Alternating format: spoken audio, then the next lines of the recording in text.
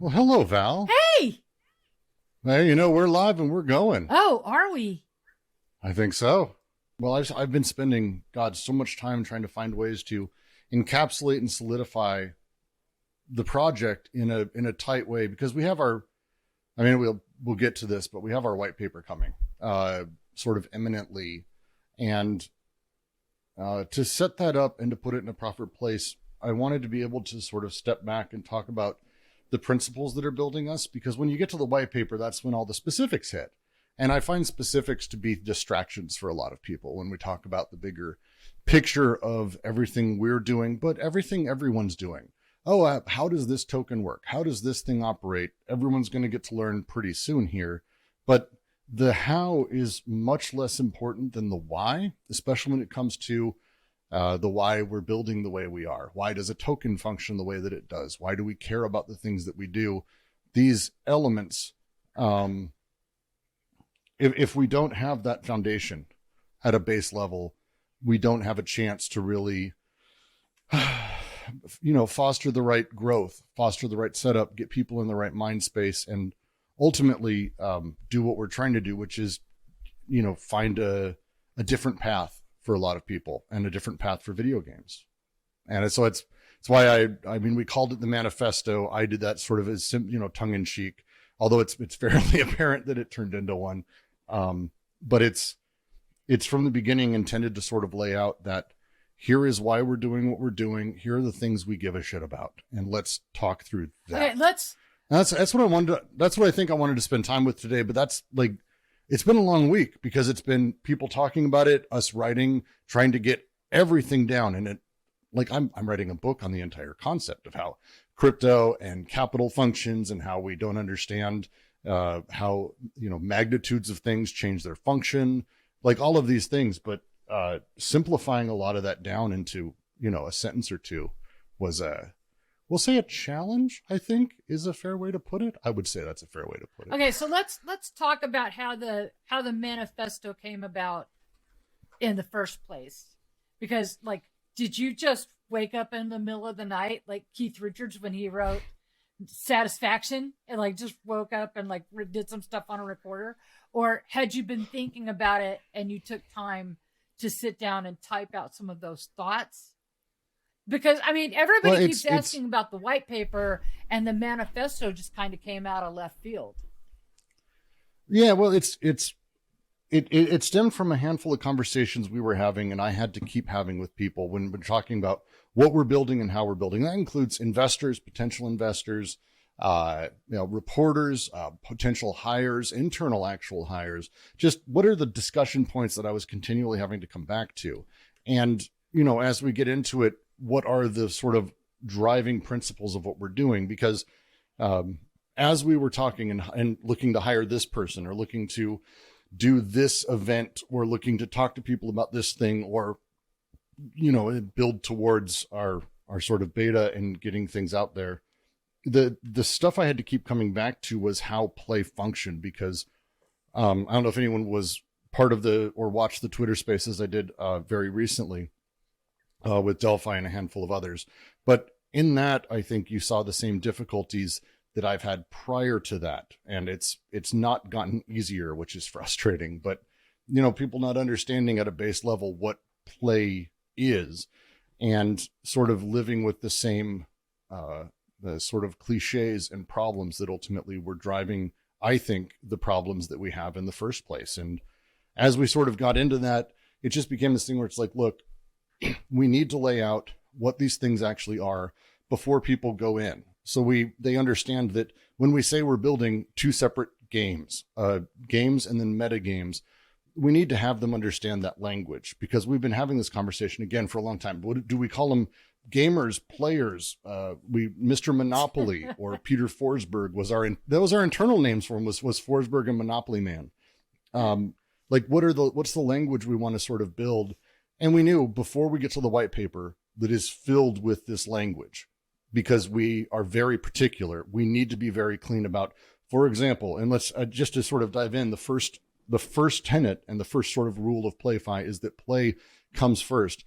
But it's not really a rule in the sense, and it's one of the things that's important to get across is it's not a rule in the sense of, oh, we're going to build this way.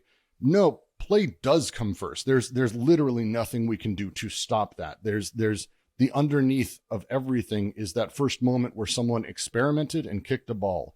That is what made the NFL. That's what made FIFA. FIFA didn't like appear out of nowhere and go, man, we need a sport. Instead, they came emergently out of this moment. Like, play comes first. And what you see in a lot of development communities, and this is not just crypto, this is traditional gaming, this is even board gaming now to some point, that people build the financial model and they build the metagame first, and then they wonder why their game collapses.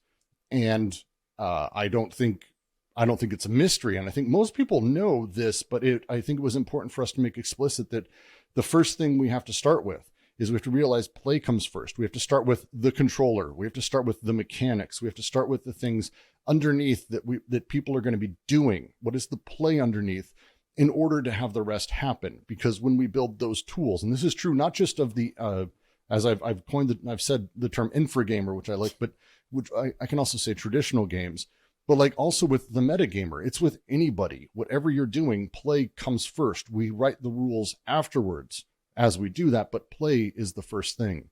And it's important to have this sort of setup to lead into kind of the rest of the things we're doing. I mean, I don't want to go through each one of them specifically, or I mean, we can, but it was just so important as we go into the white paper that these things be understood, that our philosophical treatise is this, our religious treatise is this, that this is us as Martin Luther hammering this to the door of free to play, play to earn everything. It's like, this is how this shit works. This is how this shit happens. I'm free to debate literally and have this conversation with anyone.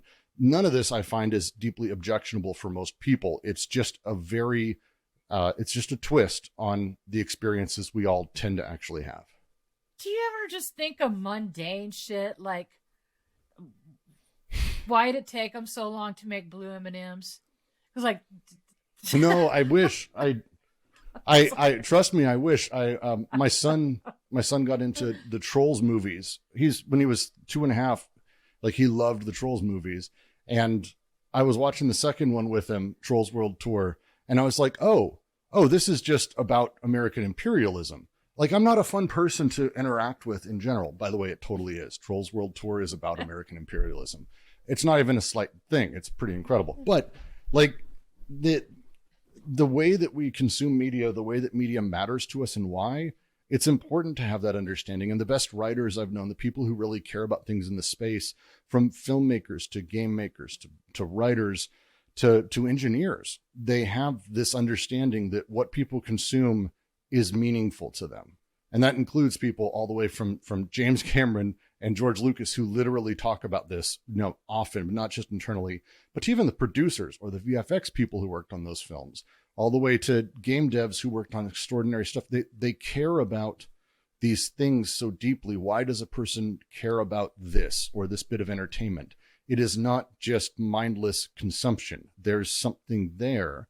And the more we can start getting into that, the better off we are. It's why ultimately I did the piece Hero, the VR piece I did, because I had this, concept that I think we could do real deeply meaningful stuff, especially in VR, and we could explore emotions beyond just what I call the carnival emotions of,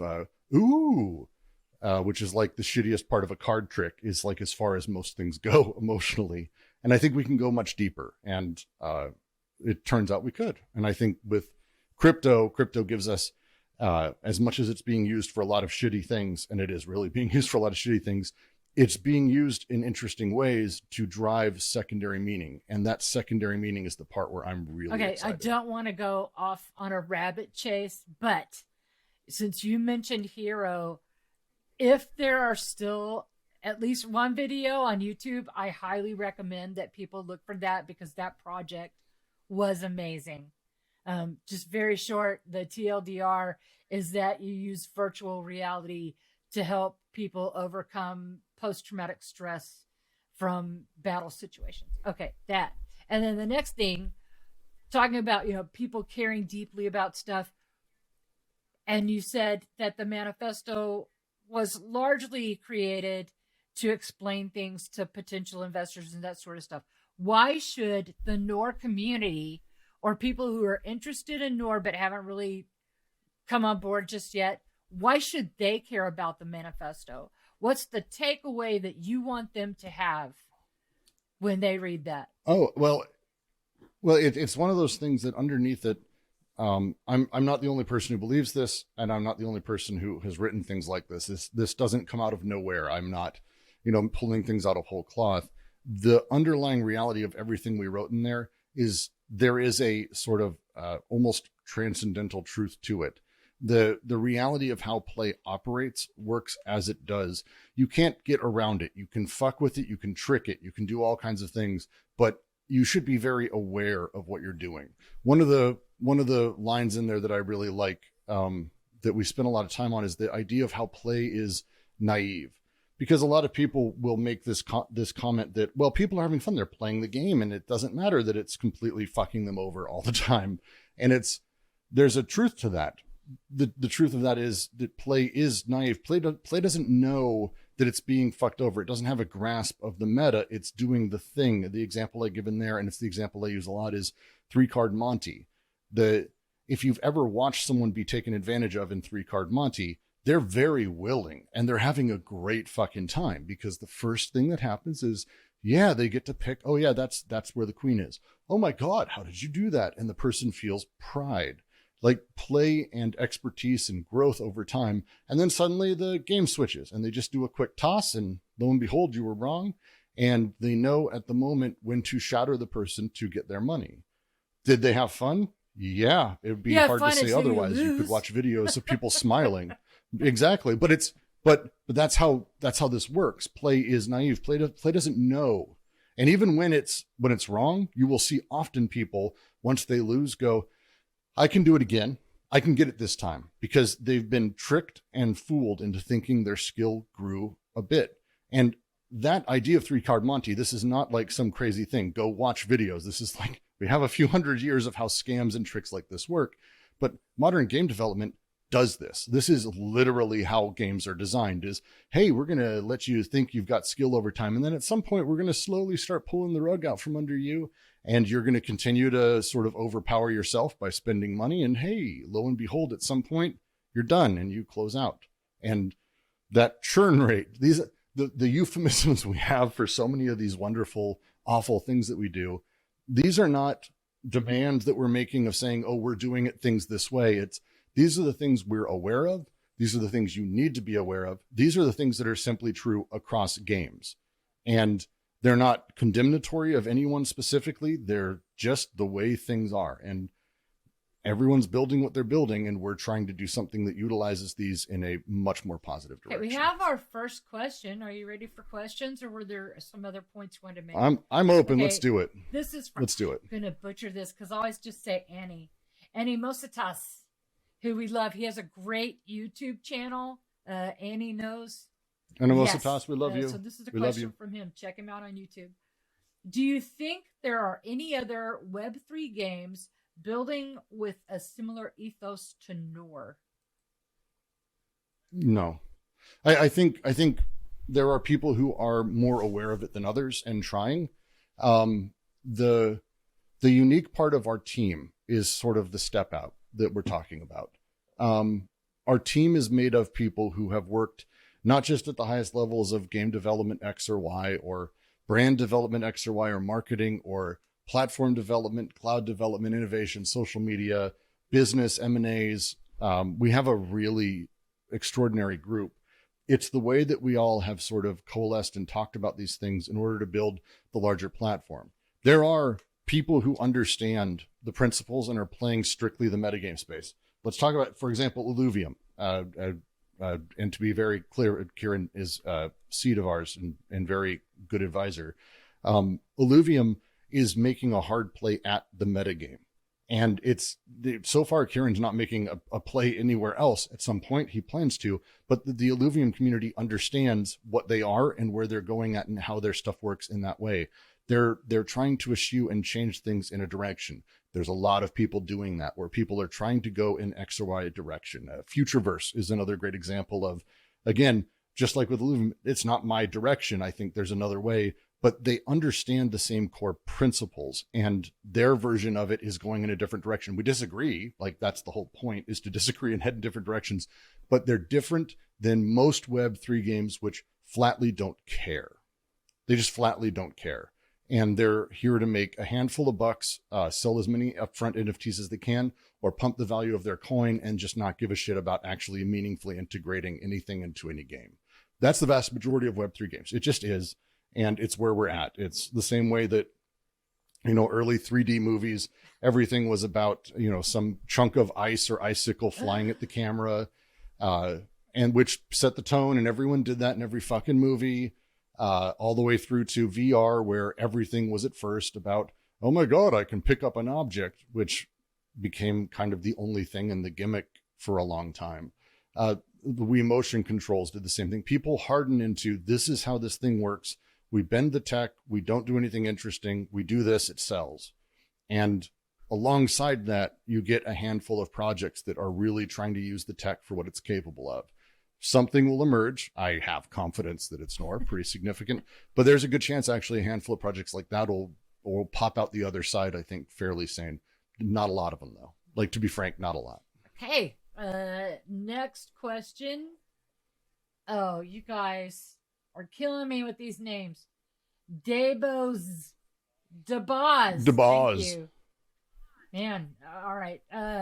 According to the roadmap, you plan to roll out the land sale of Khora in Q3 2022, and perhaps Fate as well.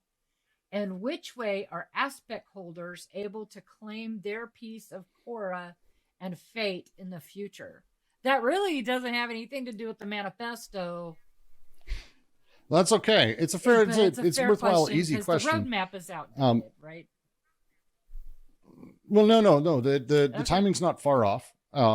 It's the question about which way are aspect holders able to claim their piece of Khora and Fate.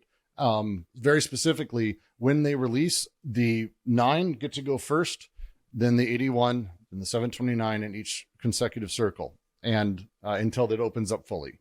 That's the setup. You don't get to buy 10 pieces of land. No one's getting to do that. We're giving everyone a shot, but it's based on the circle you're in. It's one of the reasons that the 81 are significantly more important and tastemakers, because they get to go first. The same will be true when we do a Fate. We get Fate out there as a token. It's the 81 go first, 729, and so on. Again, we are about, and you'll understand this a lot more in the white paper once it hits, we are about the circles, and we're about understanding sort of our relationship to the center and our coordinates and mapping within it. It's a big deal to us across the board. So everything is related to that.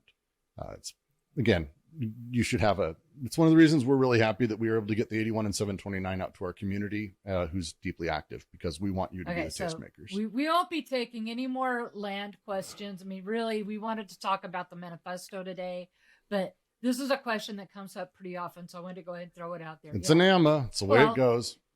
It's an AMA. It's the way it goes. Like, these people unhappy with a deep philosophical treatise. Tell me about token. And along those lines, Ethos asks, and I'm pretty sure I know the answer to this, but they don't want to hear from me.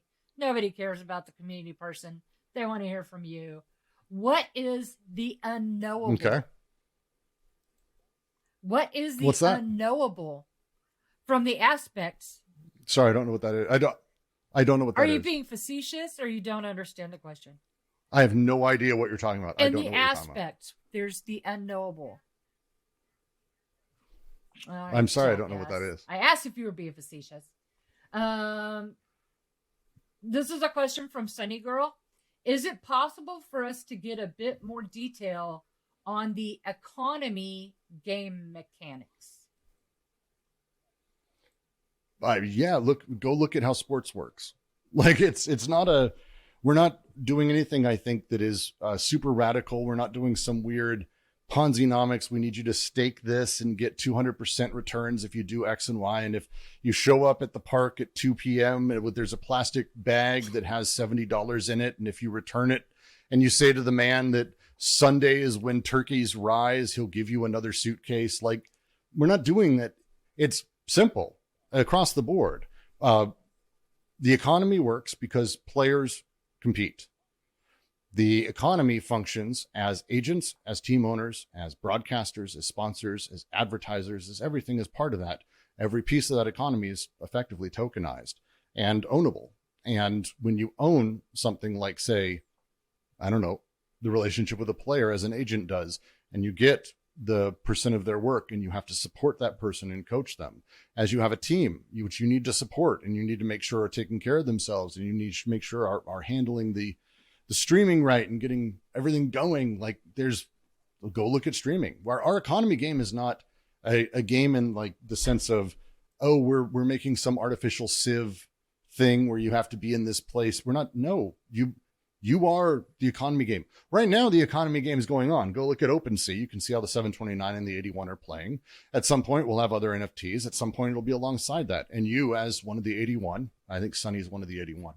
You as the 729, or you as the next circle, whoever the fuck is watching this, you get to take part in the economy by trading players, by trading the contracts with them, by trading team ownership, by trading the tokens spit out by each game. So you on the stream that game is showing, so you can actually, if you want, become a broadcaster or rent that or delegate that token to someone else who does want to broadcast and take a share of that revenue, the way that literally sports works. And it's one of the things that we're really excited about the platform for, because the challenge behind everything, and it's everything in esports, is that every bit of power is centralized behind people who make their money through microtransactions of the game. So they're not incentivized to make better streaming. They're not incentivized to help teams. They're not incentivized at all. This decentralization of that mechanic, which to me, again, is the idea of crypto, or at least intended to be, that's the promise. And we hope to deliver on that across the wall. Think of us as the sports platform for the metaverse. This isn't about any single game. This is the entirety of how sports operates across multiple games that are effectively sports inside the metaverse. So just let me pause here, because you talked about the things we aren't and the things that we don't plan to do. This is a good time for us to mention, if you're in our Discord, turn off your DMs. We have seen so many people get scammed, somebody trying to scam them. Well, not so many from our Discord, but we just know it's happening across a bunch of Discords. We had a few little isolated incidents. Turn your DMs off. We tend to be very good about security. We're doing our best to keep up with it. We are one of those high profile weird projects because there are so few NFTs that are so valuable amongst a group that is very distributed. We don't have, we have 800 of them, but they're not scheduled across 30 different wallets. There's a variety of people, and so we look like an easy mark, and it's one of the reasons we get hit. So please, yes, turn off your DMs. Don't fucking accept friend requests. I'm sorry, I sent one out. We've got our rules on the server. Let a mod know we're around. Don't click QR codes. It's and we be don't careful. just care about like the dedicated NOR community. We care about online safety for everybody. And there's simple things you can do. Well, I mean, to a point. I mean, I would say we care more about our community, because the side of how our community functions and why I'm glad that we have the people that we do. Each of the aspects is a membership pass, is the license that enables someone to be an agent or a team owner or someone who handles these large scale economic flows. I don't want people who don't give a shit about the project having those. This is the reason we did the minting the way we did. This is the reason we make things a pain in the ass. It's the reason we're going to make the 6,500 a pain in the ass, because we want it to be just a little bit more than just, I've got a couple extra bucks. Let's see what this project does. We want people who are in it, because as we get going, as we sign 3, 4, 5 games, as this thing grows, which we fully expect it to do, those will become not just more valuable, but more powerful. And the need for people to want to help us shape this is I was not diminishing that. I'm just saying people. I would like everybody. I know you're not. I'm just being explicit. The internet.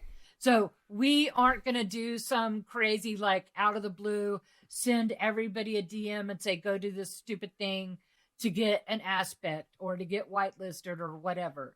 We don't do that. So stay safe. I'm done with my Nope. little spiel about that. On to the next question. This is from Glow. Oh God. Okay, you're gonna know this one, and I don't. Huizinga. I'm hearing Huizinga. Huizinga. Can you share some of the other inspirations for the manifesto? People always want to know what you're reading and what you're watching. That's always very interesting. So there's a handful of authors. Huizinga obviously is probably the first in this line, and I don't think I can help but read everyone else sort of through his lens. I really adore Homo Ludens as a book. Through that, though, big ones would be Bataille, Deleuze, Simondon, and Bergson. Bergson probably for the manifesto more than most, but of course it's a Deleuze reading through Bergson, and then Huizinga through that, so whatever. But one of the things that a lot of people I think get wrong about how time works and how experience works is we think of things from the perspective we are. So the way time functions, for example, when we're looking back on things, we presume, because the past is divisible, therefore the present is, the future is, everything is on one single strand of time. And it's bits, sort of passing by, moments that we wish we could grab. When we're in the moment, we literally can't even imagine dividing the time up. We're lost within it. We don't have a care of the future or the past.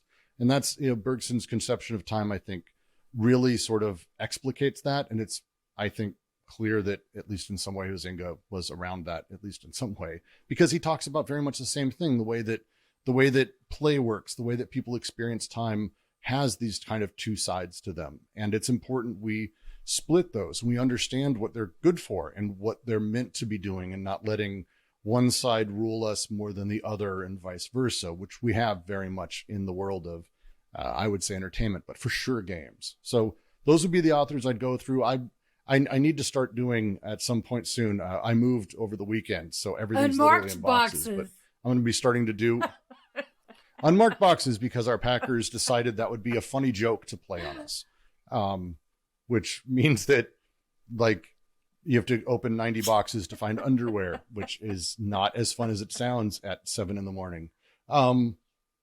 It's been a long move. At some point, I'm going to start doing like Brooks's bookshelf, where I just do like a shorter thing and recommend a book, talk through it, maybe sit on Discord and discuss it with a handful of you. Because I know there's a few people here who are really big into the sort of theory side and the thinking side of this, as much as they are into the economic side. I don't believe they're anything but intertwined. If that's something you're interested in, I've been trying to find some cool, fun stuff to do in Discord besides, just waiting to announce the next AMA.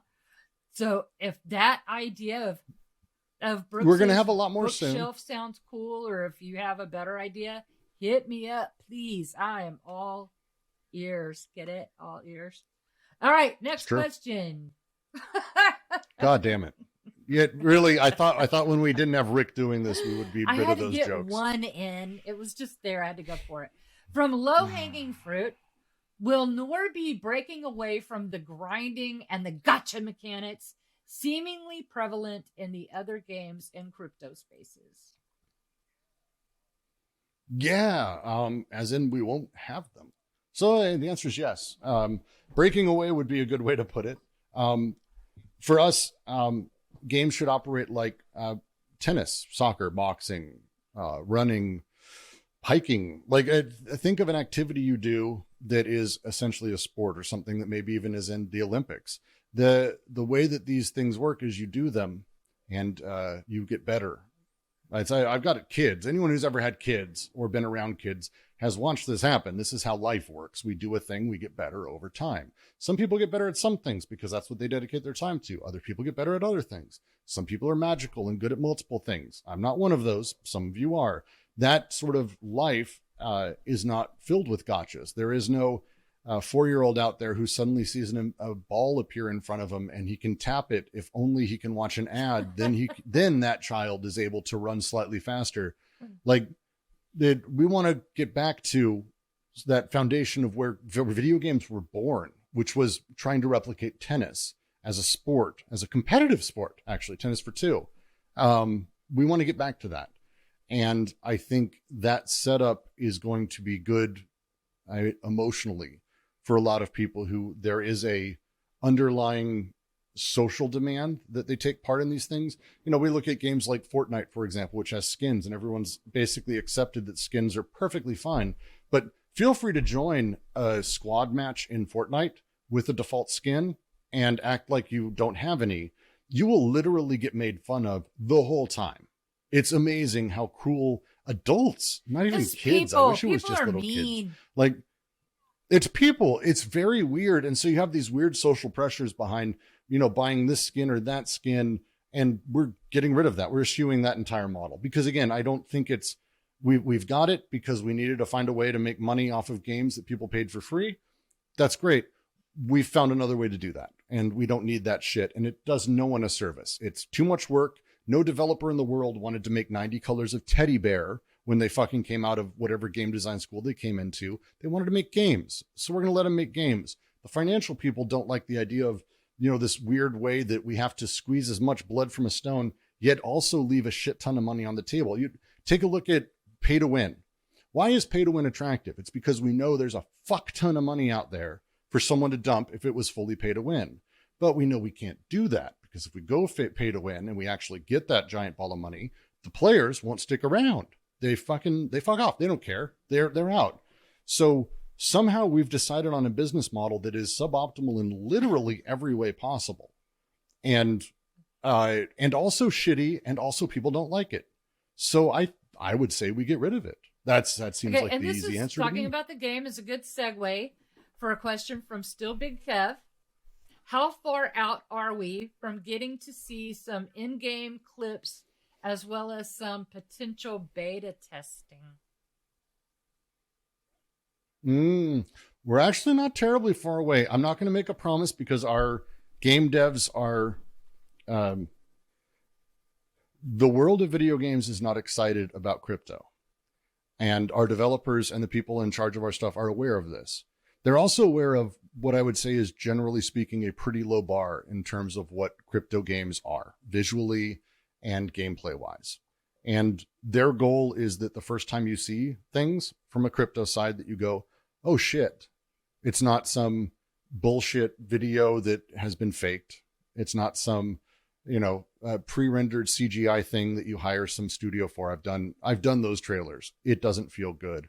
But at the same time, they want something that gamers will recognize as a real game, that will go, hey, this is a thing.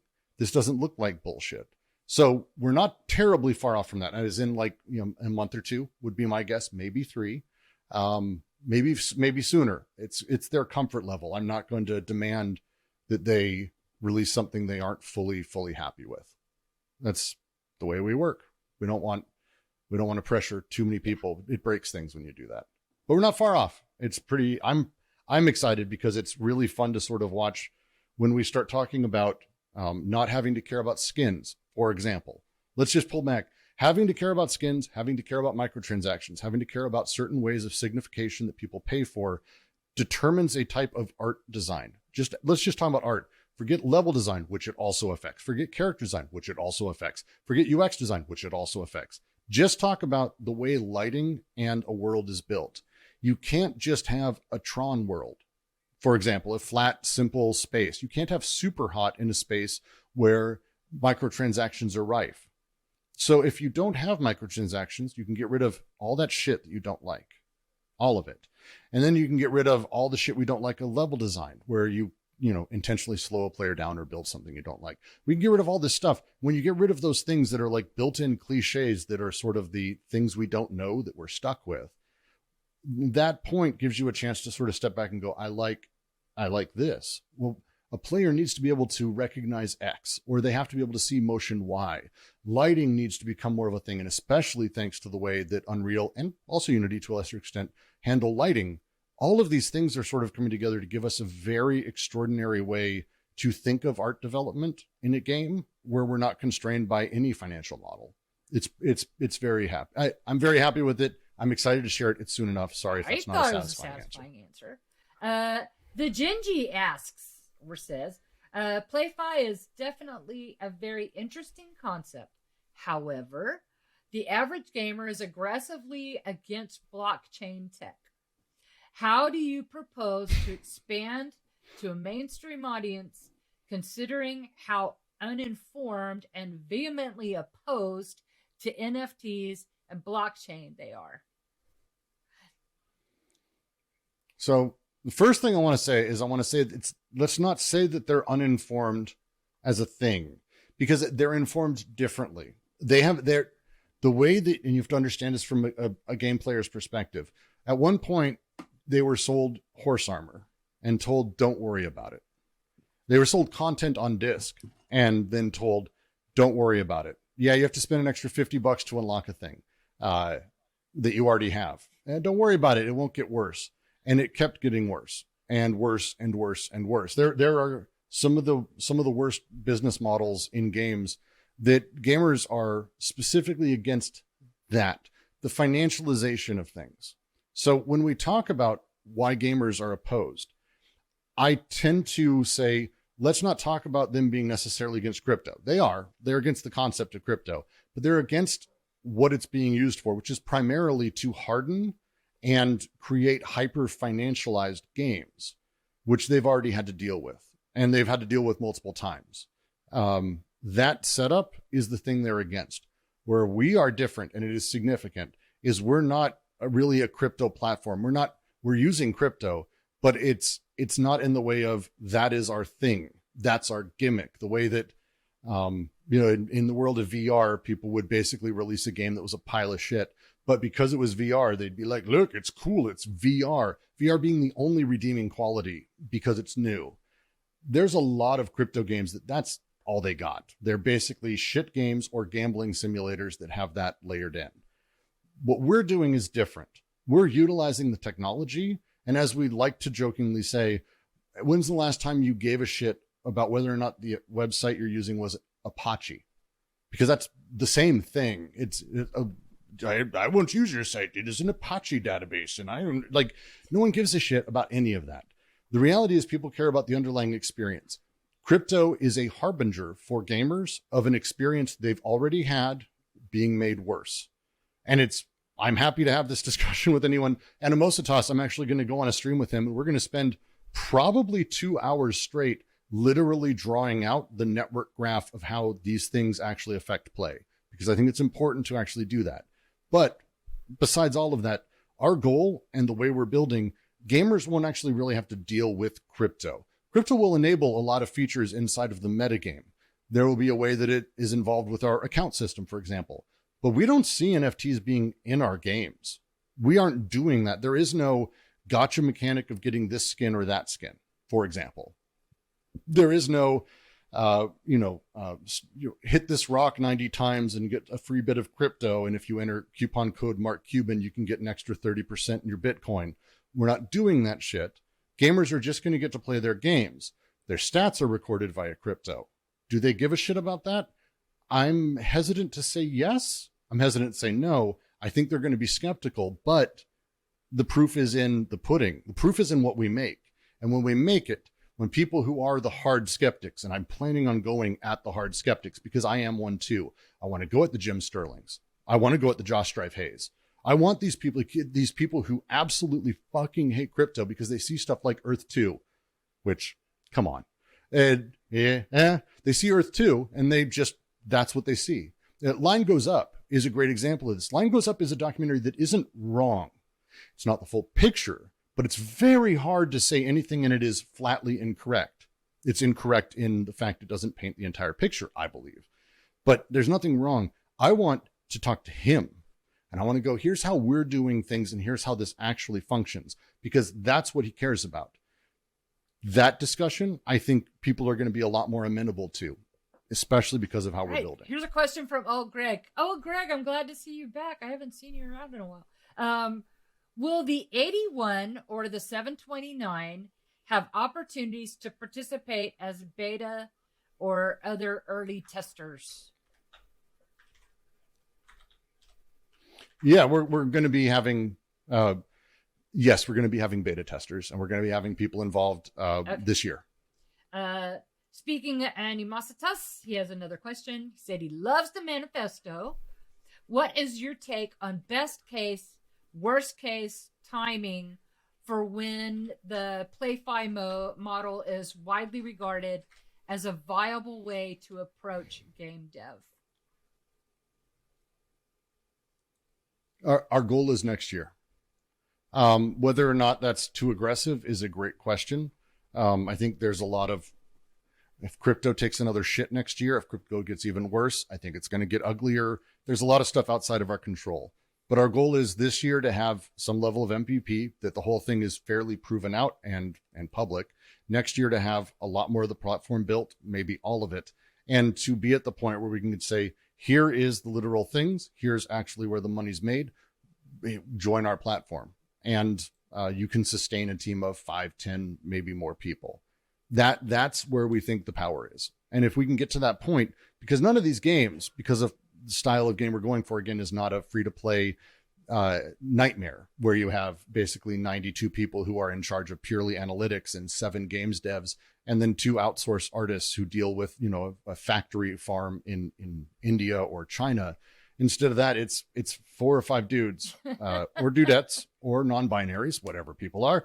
It's 4 or 5 people in a basement who are able to just make a fun mechanic, a thing like a Super Hot, for example, a thing like a Rocket League, a thing like a Lethal League, a thing like, Vampire Survivor, where it's literally these really weird, odd little infinite roguelike style experiences that have a level of death, but have a level of these high skill ceilings.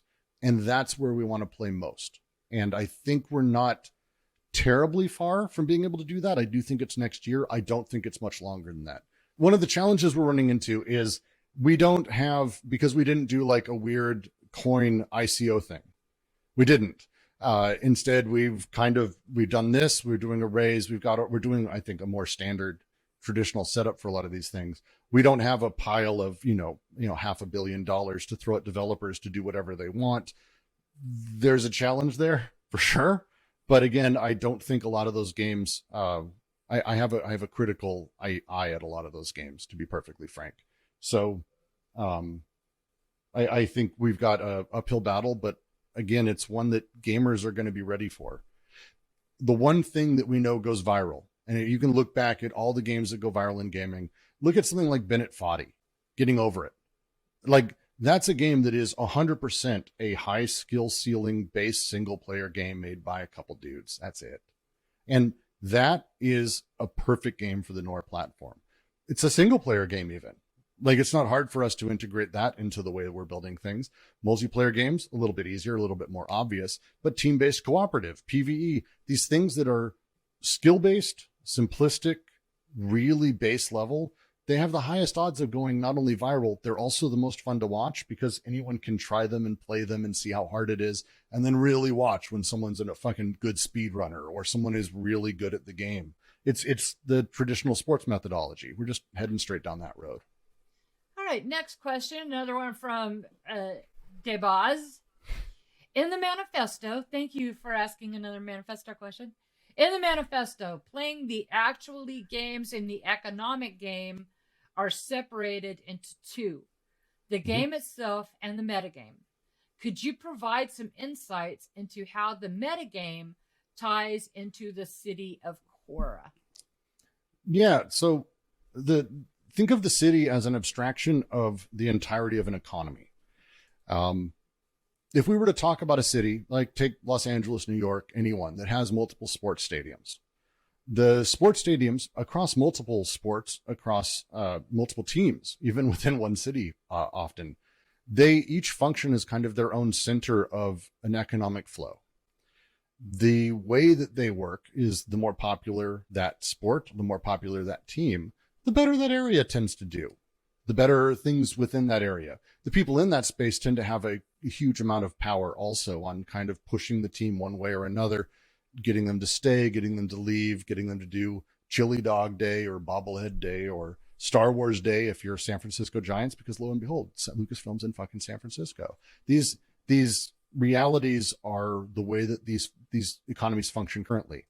For us, we're looking at Khora as being a larger visualization of how the economy amongst all these games works. So if you take the example I was talking about earlier of an agent who finds a great player in, say, our first game, and it's me. You love me. It's the boss. You've got me as a player, and I go and I play another game or a third game. I carry across, but so does your relationship with me. But at the same time, your ability to go to any of those games and find other players, have other tickets, have other tournaments, have other sort of setups across all of it, it becomes an explosive sort of emergent, massive metagame, the way that cities operate. So when we have land, your ability to control, your ability to be empowered, your ability to be involved with all the different aspects of the shit around you becomes significant. Now, that would obviously mean some land is going to be cheaper than others. Some is going to be in the shittiest part of town, which is also often where they build new stadiums, because that's where the cheapest land is. And now suddenly everyone's near those, your land is worth more. The ability for us to play into how these dynamic markets work and to utilize them is kind of the foundation of the city. It's also a visualizer, I think, of the health of everything as people have larger team centers, the ability to house 5, 10, 15, 20 players, have it grow. We want to be able to visualize and be able to see what games are doing the best. We want people to be able to know that and have this be information that they're then able to use in the metagame as they trade land, as they trade players, as they trade tickets, as they trade blah, blah, blah, blah, blah, blah, blah. So again, what we're doing, and I've said it a few times, but just look at how sports works, and we're just abstracting that and tokenizing each of those major flows, placing it inside of the capacity of a digital experience, utilizing a decentralized tokenization system, and then attaching singular games that don't have NFTs in them, but that have players in them that are represented by NFTs. That's the entirety of what we're doing, the way that players are unique and agents are unique. You're unique, I'm unique. Meta players and players should both be able to work in concert for the betterment of the entire system. Thus the sort of final bits of the PlayFi manifesto. We have a question from Raiden, who I have not seen in these parts before, so welcome. How do you see community forming in Khora? Will they center on games, aspects, or something different? I would presume, so I think early on they'll focus on the game as we release a handful, because we've got a handful internally we're doing. As other people come to the platform or we bring other games to the platform, I think they'll focus around the games at first. But I think as someone is clever enough to start to see how the crossovers start, my money is we'll see people who are effectively advertising agencies who buy the rights to advertising inside of a stadium for a game or across multiples, and then own the inventory for all of those, the way that, it works in the real world. No one just goes to the Giants and says, here's $50. I want to have an ad there. That inventory is sold. Well, it's sold and then resold by ad companies. And I think when we talk about these communities in our world, they're emergent from the sport, just as they would be in ours. And so as we have sort of these weird conglomerates and people building up power of this agency or this ad agency, how do you handle that? Well, let's also involve the people who are commissioners of the sport. Well, let's also talk to the people who are doing more advertising stuff and people who are players who stream but don't compete because they want to have more ads because it's how they make their living. This kind of thing, I think, starts creating these emergent community moments that I'm expecting to be pretty powerful, and I've seen them be very powerful in the esports world. Because in the esports world, they're around a game, sure, but the sub-communities around that, all of the streamers in Dota are like weird friends, and they kind of know each other, and they have different sort of parts that they work together with each other. Same with players. Players talk to streamers. Sometimes players are streamers, but they're not commentators, which is their own community. But also, if you add in all that, you've also got the people who used to do art for Dota back when it was all community done, and they were fairly famous. A buddy of mine did a handful of sets that were amazing. They all kind of knew each other, and there was a community around the game, but there were sub-communities in each part of each of those. And I fully expect our economy as it gets larger to become that, even around one game, but definitely around 5 or 6. Now, I will admit that my impression of most, I won't say all, most free-to-play games has been that they attract an element that's not particularly enjoyable to play with. Assholes, yeah. I guess, Assholes. Do you expect our game to be different? And if so, why is it going to be? This is my own question. This isn't from anybody else. I think we're going to have the industry in general is starting to move into ways that are getting rid of what I would say is the most trollish assholes that there are. For example, Xbox across the board and PlayStation now require two-factor authentication. So you're signing up with a mobile phone or something that identifies you. Steam, which is a great example, requires before you can take part in a marketplace or trade items to spend $5, which means a credit card. When you get banned, the credit card goes with you. Like any kind of that KYC stuff that's attached for all these guys goes with you. And so, well, there are some games. I'm a Rust player. It's one of my favorites. Rust, I think, makes a good deal of its money from people who've been banned, who have had to rebuy it. I think it's incentivized in some ways, but for us, I think the ability for us to play with this and utilize some of the tools that have been made, proper reporting, my favorite, which is shadowing people, so assholes only play with assholes, I think is a fun one. I've seen a lot of games. But Brooks, there's only one of you to go around. I'm actually tend to not rage as bad. Dota, I do get pretty terrible in. It depends on my mood. Dota, I'm pretty terrible in. Rust as well. Actually, both of those games. I tend to be generally a good sport, but it's very often difficult. All right. Next question. Another one from Debaz. How many games does Nor itself plan to develop over the next year, next 5 years? I think this is a good time to remind people that Nor is not the name of the game we're currently developing. Nor is a Correct. platform. It's the platform. Right. But I understand the question. The question is like us and the team. How many games are we going to have? So we're going about game development in a way that I've always wanted to, and it turns out a handful of others, very talented people, have also always wanted to, where it's not so much that we're looking at developing a game and we dive at that, finish the GDD, develop the game, out the door it goes. But instead, we want to focus on mechanics from the ground up. So what that means now, and then I'll get into kind of what it means for ongoing, and then let's talk about 5 years, which I think is a really great question. Right now, we're building effectively the best parkour system I've seen in a video game. We're going hard into hyper-systemic movement, which means physical sort of reactions and being involved in a physical space, having movement matter, having skill be the height of it. If you think of a game like Mirror's Edge, for example, Mirror's Edge, which I adored, is a game about effectively chaining a handful of commands together in order to sort of move. There was some wiggle room in terms of like high skill, being able to move in the right way and flow those together. But a game like Tony Hawk takes that concept and runs with it, where it's chaining things together makes things faster, which gives you bigger bonuses, lets you do bigger moves, but also gets riskier. And so that gives you this sort of perfect, pyramid up as you sort of move into that space.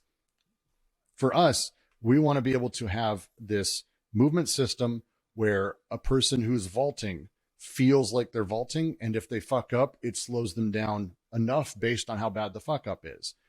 Why are we doing this? Because this, underneath it all, is going to become the movement system in all the games we're doing.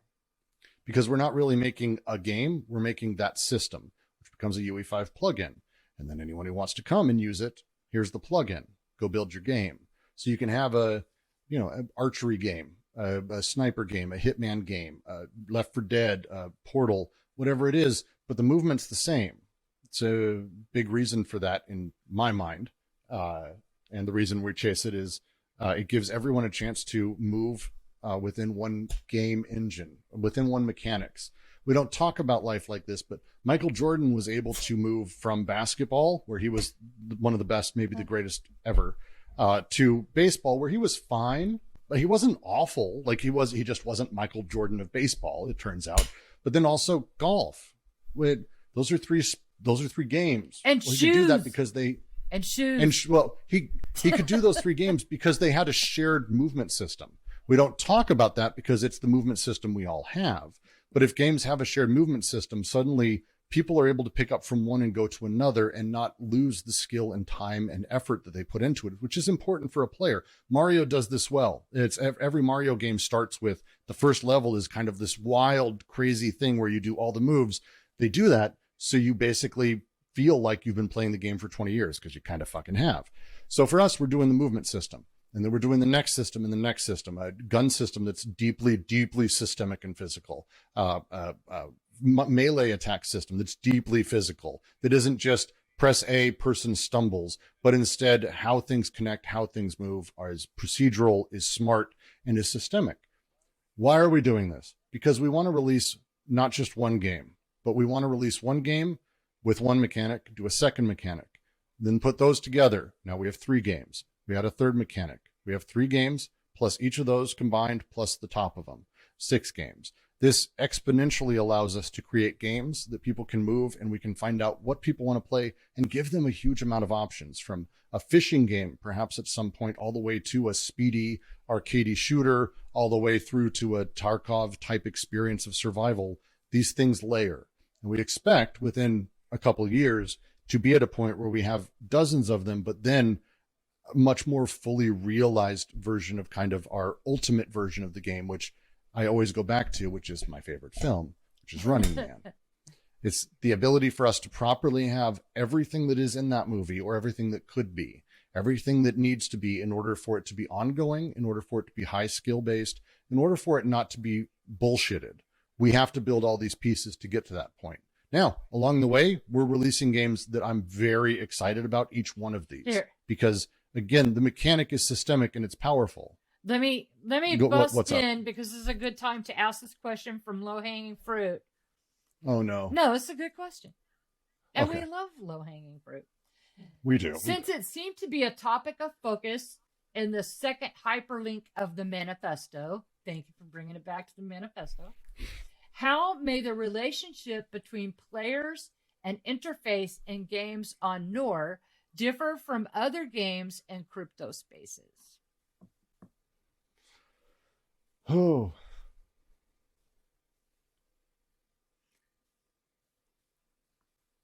Wait, y'all gotta appreciate how special this moment is. No. This quiet moment. It's special. Never seen it. It's actually a very good question. Look, so when we talk about play being now, which I'm assuming is what you're referencing. No, wait, you're talking about the tilts of the controllers and the way that interfaces work. Look, when people play, and this is true of the player and the metagamer, they are in that moment. There's a joke from one of my favorite writers, Slavoj Žižek, who says, the people don't want to be happy. It's a bullshit thing we tell ourselves, that it's a conformist category. The reality is, what we want to be caught in the passionate moment of creation, where we don't care if we suffer or we die or if pain happens.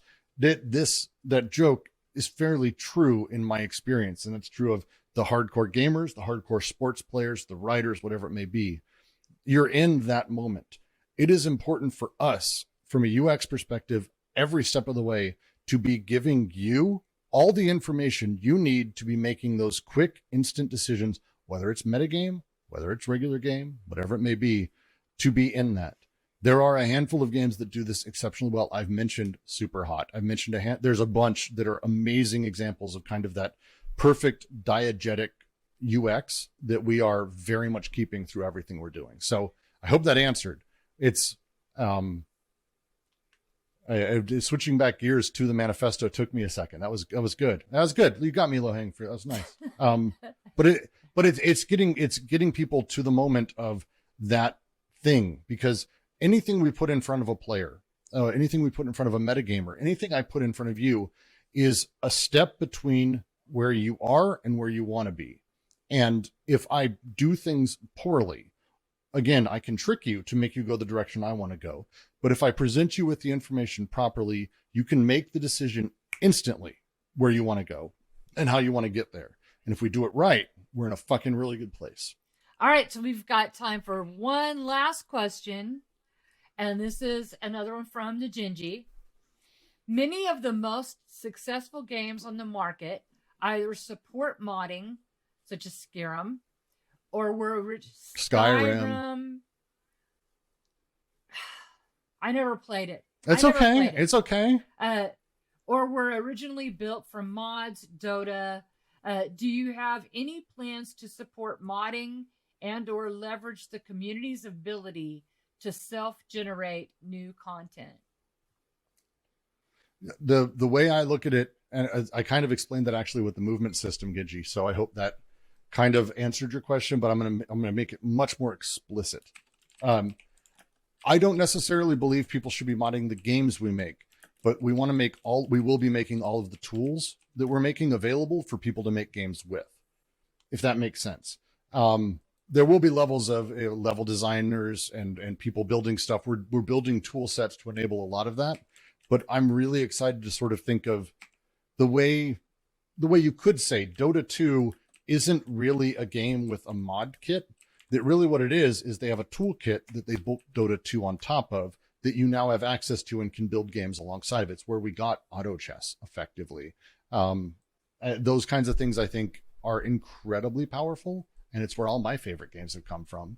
Like literally all of my favorite games have come from that space. So yes, we will be supporting it across the board, but I'm hoping we can build bigger tool sets that allow people to build even better things that we're not expecting.